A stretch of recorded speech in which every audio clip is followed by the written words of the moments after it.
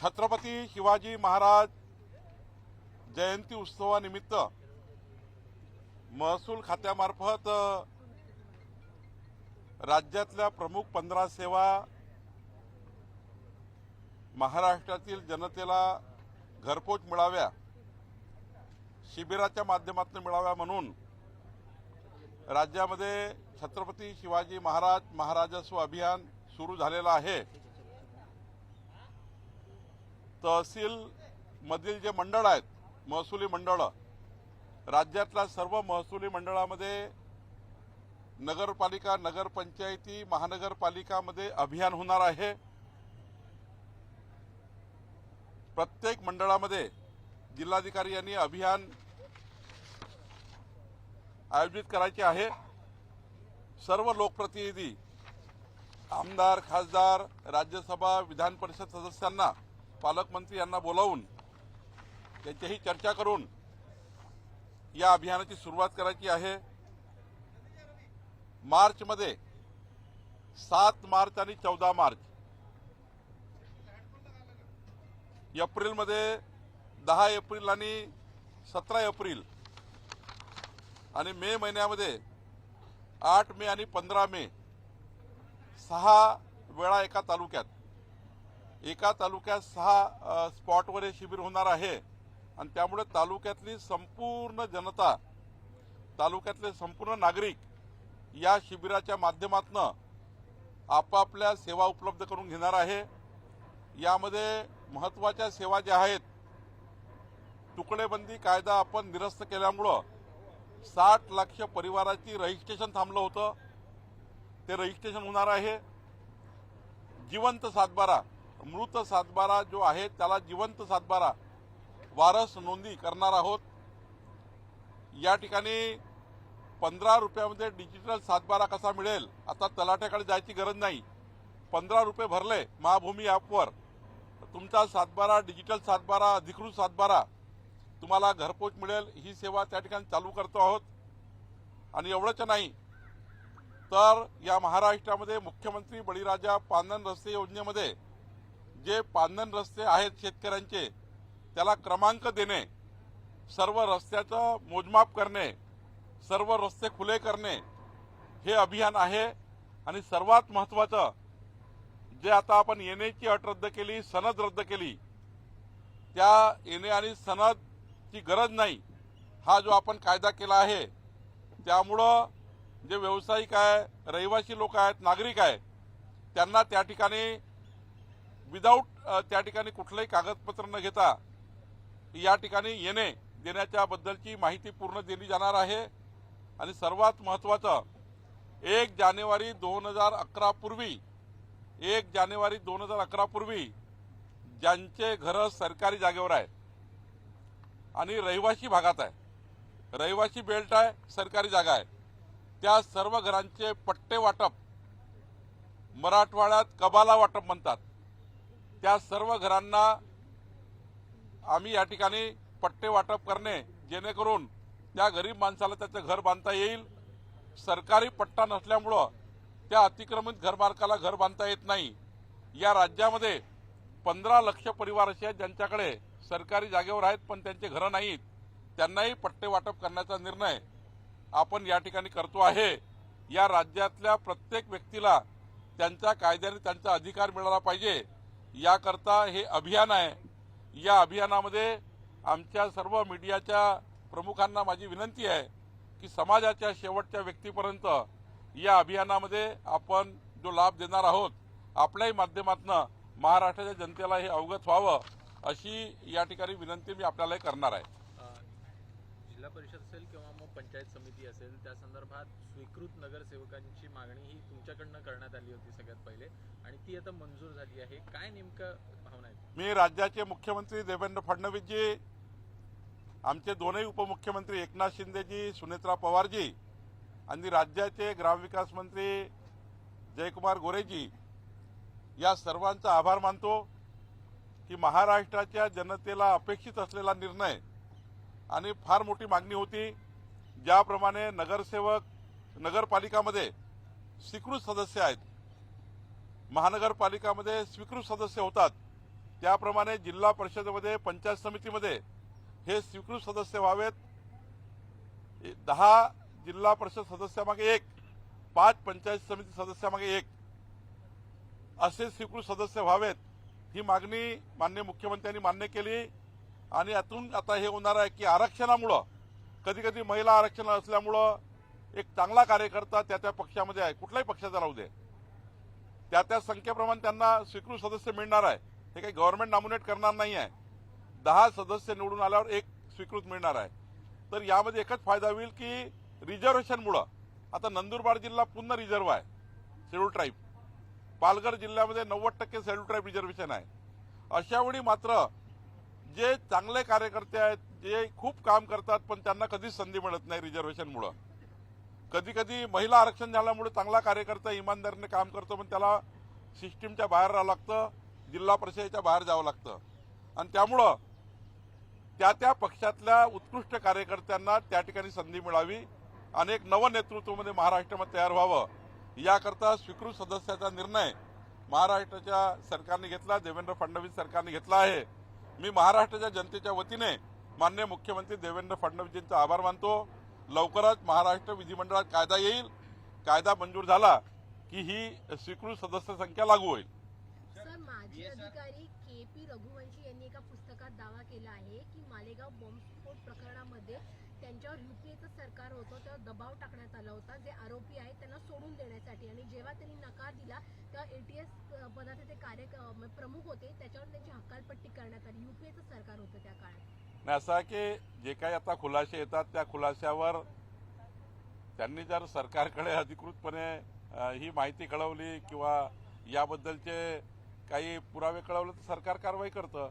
पण आता एखाद्या पुस्तकामध्ये एखादी बातमी छापून येतं त्या आधारावर मग त्यावर किती त्यांनी या ठिकाणी खरं तर सुमोठं सरकारकडे काही आपल्याबद्दलचं जे काही त्यांच्या काळात घडलं ते सांगितलं तर काही त्या ठिकाणी विचार करता येतो. सर, व्हीएसआर कंपनीच्या उड्डाणांवरती बंदी घालण्यात आली. यावर आता संजय राऊत यांनी मुख्यमंत्र्यांना टोला लगावलाय का असा प्रश्न निर्माण झाला. ते म्हणतात की देवेंद्र फडणवीस यांनीच व्हीएसआर कंपनीकडे स्वतःचं एक विमान ठेवलं असावं अशी शंका ते उपस्थित करतायत. नेमकं काय म्हणायचं तुम्ही? संजय राऊतांनी ज्या आतापर्यंत शंका उपस्थित केल्या त्यातली एकही शंका ही खरी निघाली नाही. संजय राऊत शंका निर्माण करतात, तेच समाधान करतात. त्यामुळं मला वाटतं की अशा प्रकारच्या टिप्पण्या आणि कुठल्या कंपनीचं विमान वापरलं, आता त्या कंपनीने त्या विमानाच्या मागे त्या कंपनीने काय दुरुस्त्या केल्या नाही दुरुस्त्या केल्या हे तर काही आम्ही थोडी पाहत असतो. आम्ही फक्त विमान बुक करतो. विमान बुक केल्यावर त्यांची जी कायद्याची जबाबदारी आहे त्या कायद्याची जबाबदारी त्यांनी पूर्ण केल्या पाहिजे. तर मला असं वाटतं की विमान वापरणं काही चूक नाही आहे. ज्या हँडलिंग कंपन्या आहेत, ज्या त्या ठिकाणी ज्या कंपन्याचे विमान आहेत त्यांनी फ्लाईट चालवताना किंवा फ्लाईट ऑपरेट करताना किंवा ऑपरेटर म्हणून किंवा मालक म्हणून ज्या दक्षता घ्या त्या दक्षता घेतल्या पाहिजे. त्या ठिकाणी दक्षता न घेतल्यामुळे काही जर ॲक्सिडेंट झाले त्यांचीच जबाबदारी आहे. त्यामुळे एखाद्या कंपनीचं विमान केव्हा बिघडेल केव्हा चांगलं राहील, पण मात्र त्या ठिकाणी योग्य पद्धतीने देखभाल दुरुस्ती केली पाहिजे. शेवटी अनेक जीवाचा प्रश्न असतो. एक ॲक्सिडेंट झाल्यावर 6-6, 8-8 लोक त्या ठिकाणी मृत होतात आणि असे अपघात होतात. त्यामुळं अशा कंपन्यांना कठोर कारवाई केली पाहिजे. पण सरसकट या ठिकाणी कुणावर एका फ्लाईट या ठिकाणी कुणावर या ठिकाणी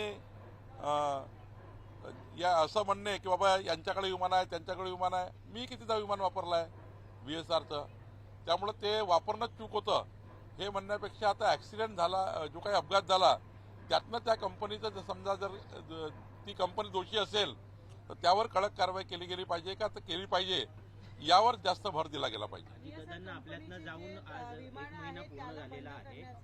त्यांच्या आठवणींना आजही प्रत्येकजण या ठिकाणी उजाळा देतोय आणि आरोप प्रत्यारोपांमुळे संशयाचं काहूर माजलंय आणि त्याला सरकार खतपाणी घालतंय का असा प्रश्न राज ठाकरेंनी सुद्धा काल उपस्थित केला. नाही, असं आहे की एखाद्या इतक्या महत्त्वाच्या व्यक्तीचा ॲक्सिडेंट झाला, अपघात झाला, जे काही चौकशीमध्ये येईल यामध्ये प्रत्येक बाबीवर चौकशी वेगवेगळ्या माध्यमातून होत असतं.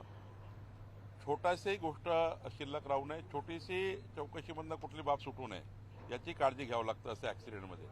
आणि मग काही ॲडिशनल माहिती येणे, मग काही ॲडिशनल माहिती येणे, मग काही ॲडिशनल माहिती येणे, त्यापेक्षा कुठलंही सरकार किंवा कुठलीही तपास यंत्रणा संपूर्ण बाजू, संपूर्ण त्या ठिकाणी यंत्रणा एकत्र येऊन त्याचा रिपोर्ट तयार करतं. आणि त्यामुळं घाईघाईत जर रिपोर्ट दिला आणि त्यातलं कुठलं सुटलं तर चौकशीच बरोबर झाली नव्हती. त्यामुळे थोडा वेळ दिला चालतं, पण कुठल्याही चौकशीमध्ये कुठलाही टाचणीभरही त्या ठिकाणी कुठलाही गोष्टी शिल्लक राहू नये. संपूर्ण जनतेसमोर आलं पाहिजे, म्हणून काही चौकशांना थोडा वेळ लागतो. पण मला असं वाटतं की ही अत्यंत हाय प्रोफाईल केस आहे. अजितदादासारखे आमचे मार्गदर्शक नेते, महाराष्ट्राचे लोकनेते या ॲक्सिडेंटमध्ये गेले आहेत. ही सोपी केस नाही आहे. ही वर्षानुवर्ष काळ एक पिढीपर्यंत महाराष्ट्राच्या जनतेला दुखवणारी केस आहे, हे घटना आहे.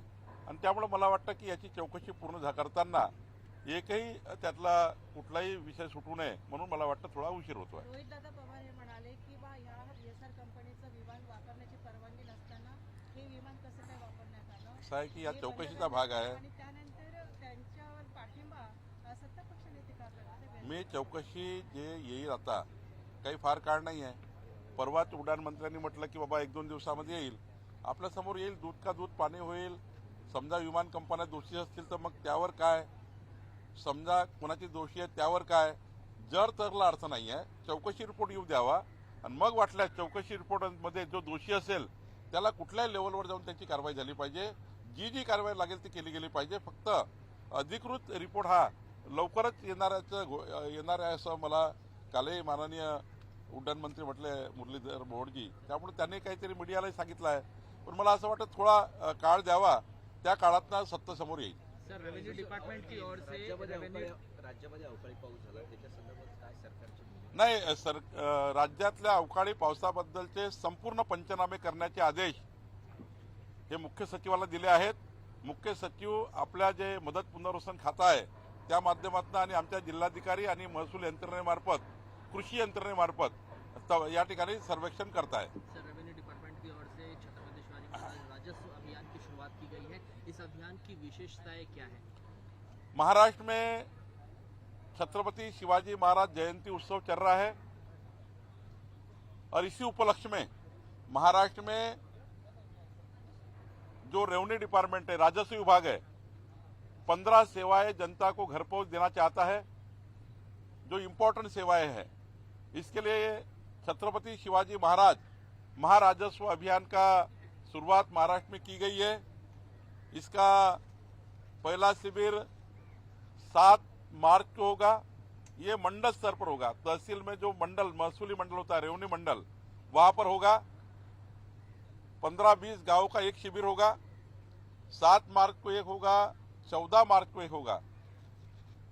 एक शिविर आगे में हमने अप्रैल महीने में तय किया है. अप्रैल महीने में हम ये शिविर 10 अप्रैल को और 17 अप्रैल को करेंगे. 10 अप्रैल और 17 अप्रैल को दूसरे शिविर होंगे, उसी तहसील में होंगे. और तीसरे 8 मई और 15 मई को नगर पालिका, नगर पंचायत में होंगे. ये 6 शिविर जिसमें पूरा तहसील कवर किया जाएगा. तहसील की सारी जनता को, नागरिकों को सेवाएं मिलेगी. एक तहसील में 6 शिविर होना, ये आज तक के हमारे राजस्व विभाग में एक बहुत महत्वपूर्ण फैसला है. और इस शिविर में खासकर जो हमने फ्रैगमेंटेशन एक्ट को रद्द कर दिया है, टुकड़ेबंदी कायदा हम जिसको कहते हैं, जिसमें 60 लाख परिवार महाराष्ट्र में ऐसे है 1000 फुट का, 1500 फीट का प्लॉट लिया है लेकिन उनके रजिस्ट्रेशन नहीं हुआ है. ये सारे लोगों का रजिस्ट्रेशन करने का निर्णय इसमें होगा. 60 लाख परिवारों का रजिस्ट्रेशन करना जो फ्रैगमेंटेशन टुकड़ेबंदी कायदे में रुके हुए है. उसके बाद हमने मुख्यमंत्री बड़ी राजा पांधन रास्ते योजना, खेत के किसानों के रास्ते की योजना बनाई है. इसमें किसानों के खेत के सारे जो रास्ते हैं इसको नंबरिंग कर रहे हैं. जैसे नेशनल हाईवे को, स्टेट हाईवे को नंबर होता है, सारे रास्ते नंबरिंग करेंगे, उसका अतिक्रमण निकालेंगे, सारे रास्तों को खुला करेंगे. ये दूसरा अभियान है. तीसरा महत्वपूर्ण अभियान है. इस अभियान में 1 जनवरी 2011 के पहले जो लोगों ने सरकारी जगह पर अतिक्रमण किया है और वो रहिवासी जगह है, 40-40 साल से लोग रहते हैं लेकिन उनका घर रेगुलाइज नहीं किया गया है, हम ये शिविर में ये महाराष्ट्र के कम से कम 15 लाख परिवारों को उनके घर की मालकियत देंगे. इसके लिए भी ये अभियान का फायदा होगा। और साथ साथ में यहाँ पे हमने जो एनए रद्द कर दिया गया है, एनए हमने रद्द कर दिया इस राज्य में, तो इसके बाद किसी को एनए की जरूरत नहीं गिरेगी। बहुत लोग अभी इसको ये मालूम नहीं है कि एनए रद्द करने के बाद क्या करना है। तो उसका जो एसओपी हमने इशू किया है कि एनए के लिए जाने की जरूरत नहीं, सनद लेने की जरूरत नहीं, तहसीलदार के पास जाने की जरूरत नहीं, डिप्टी कलेक्टर के पास जाने की जरूरत नहीं है। डायरेक्ट जिस दिन आप नक्शा मंजूर करोगे उसी दिन आपका एनए हो जाएगा। ये जो हमने एक्ट में और कायदा किया है, इसका भी प्रेजेंटेशन हम इस शिविर में करेंगे ताकि महाराष्ट्र की सारे जिलों में, सारे तहसील में ये अभियान होगा। 15 सेवाएं हम इसमें देंगे। मुझे लगता है कम से कम 50 लाख परिवारों को इस शिविर के माध्यम से उनकी सेवाएं देने का हम प्रयास कर रहे हैं। ओंकुले साहब, रोहित पवार लगातार आरोप लगा रहे हैं और जांच को लेकर भी सवाल खड़े कर रहे हैं। उनका कहना है कि इंडिपेंडेंट जांच होनी चाहिए, एफआईआर नहीं ले रहे, इसलिए वो मुख्यमंत्री। देखिए कि एफआईआर लेना, एफआईआर करना, ये सब बातें चौकसी के आधार पे। जब ऑनगोइंग चौकसी चालू है और इंक्वायरी चालू है, तो इंक्वायरी में दूध का दूध पानी का पानी होने वाला है।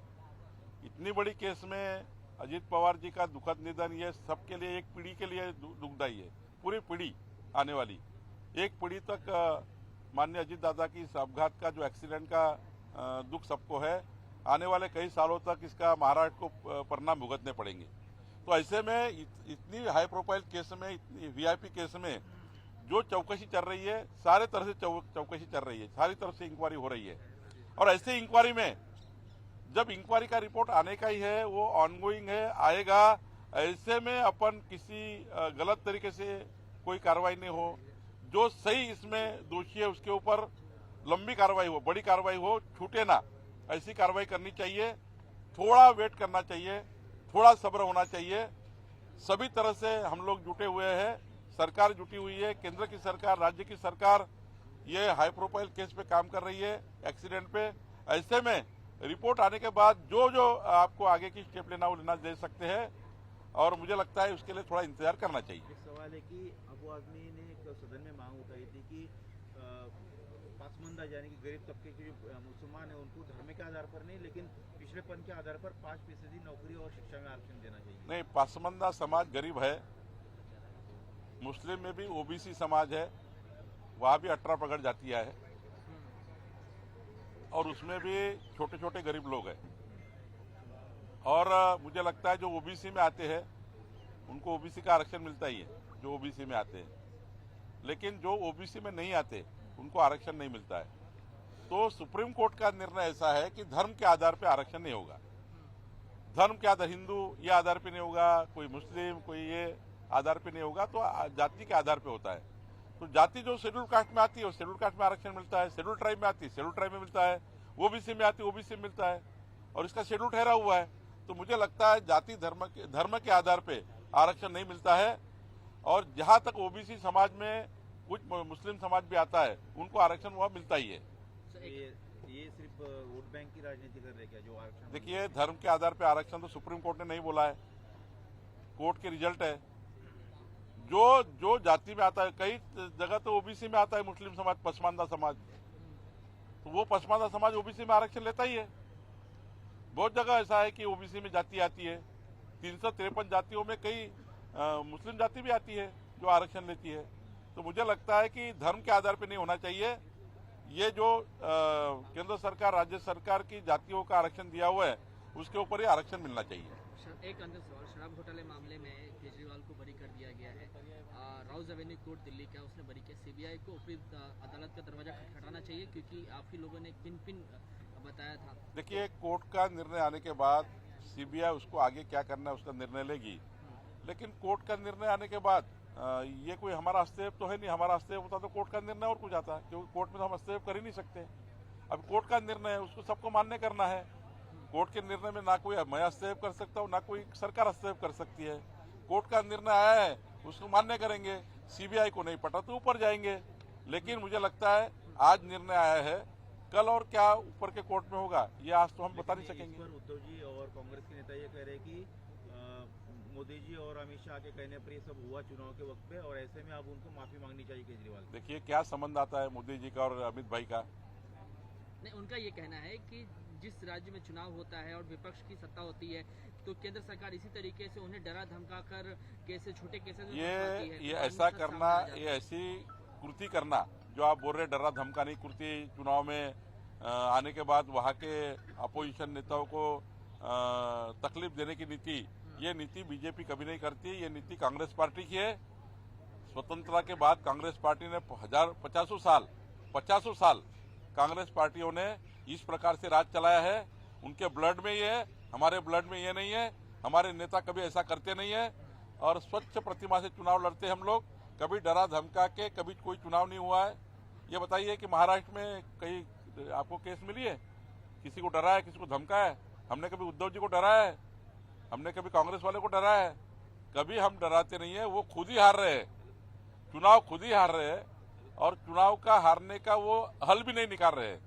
उनकी राजनीति क्यों चुनाव हार रहे हैं? चुनाव से उनको कोई सीखना नहीं है। हारने से, चुनाव के हारने के बाद सीखना चाहिए और जीतना चाहिए। बीजेपी चुनाव के हारने के बाद, हम लोकसभा हारे, हमने सीखा, हमने काम किया, हम जीते। कोई भी चुनाव को परीक्षण करना चाहिए, हम क्यों हारे हैं। अगर परीक्षण करना ही नहीं होगा तो मुझे लगता है आत्म परीक्षण अगर नहीं करना होगा तो आप हमेशा चुनाव हारते रहोगे। चुनाव हारने के बाद जीतने के लिए सीखना चाहिए कि क्यों चुनाव हारे हैं। ये इंडिया आघाड़ी करने रही, ये महाविकास आघाड़ी करने रही, इसलिए परिणाम महाराष्ट्र में ऐसे आ रहे, देश में ऐसे आ रहे। और हमारी पार्टी कभी भी डरा धमका कर कोई भी चुनाव नहीं लड़ती है। हम लोग लोकशाही के माध्यम से चुनाव लड़ते हैं।